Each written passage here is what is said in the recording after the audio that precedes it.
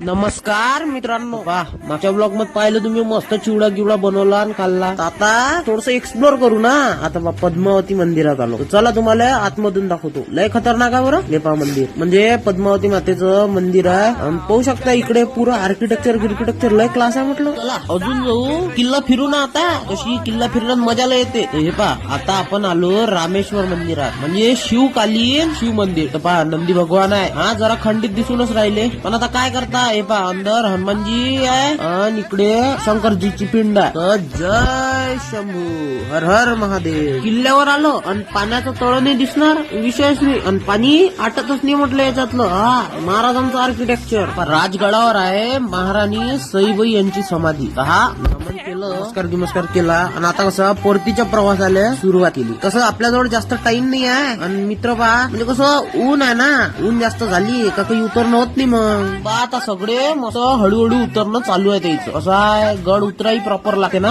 पोरं येऊनच राहिले. तर चला आता पायथ्यापर्यंत गेल्यावरच भेटतो तुम्हाला. फायनली पोहोचलो पायथ्याजवळ. तर चला आता पटपट जा लागते. पा पोरं कसे थकले विषयच नाही. चला आता पटपट जातो घरी. लय थकलो. भेटतो तुम्हाला पुढच्या ब्लॉग मध्ये. तोपर्यंत तुम्ही तेवढं लाईक कमेंट आणि शेअर करून टाक जा.